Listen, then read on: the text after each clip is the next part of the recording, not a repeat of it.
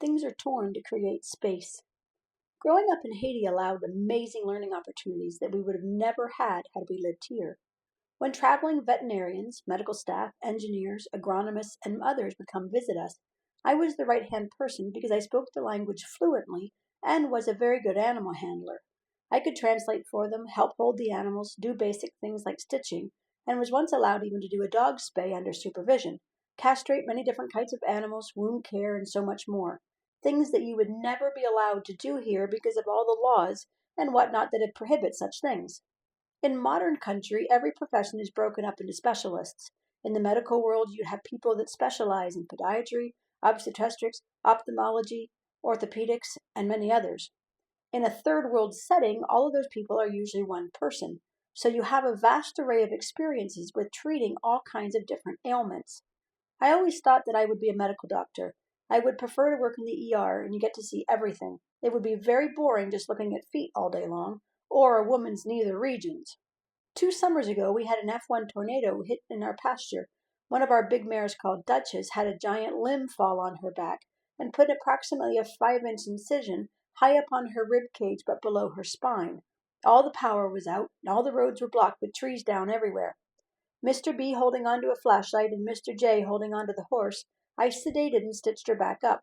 One of the spots on her back was not stitchable as it had torn a chunk out of the flesh, and the flesh would not meet even with pressure, which meant that the stitches would not hold. It left a pucker where the flesh had been torn out from the inside, but unless you know that it is there, you would not notice it. That pucker now creates a tiny space that is open where the muscle grew back. We're going to use that pucker as a metaphor. When things tear, they never go back the same way. It always leaves some sort of mark or slight imperfection.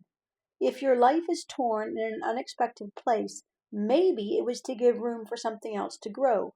In order for the land to produce crops, the land must be torn to create space which a seed or a small plant could be put into. Then it is packed back around much like stitching, and the plant is allowed to grow. If a piece of your life was torn open, instead of getting stuck in the why was it torn and why me, maybe the real question should be what needs to be grown? Use the mending process to grow something beautiful.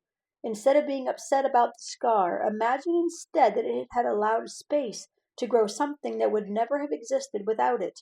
For example, let's say you have an injury to your foot and had to be non-weight bearing for 8 weeks. Your life would narrow down to what you could hop to. And what if during that downtime you were forced to slow down?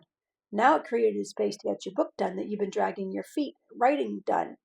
For the reason for the tear, who knows? Why was it allowed? Who knows? What can we learn from it? How can this frustrating and difficult time be leveraged?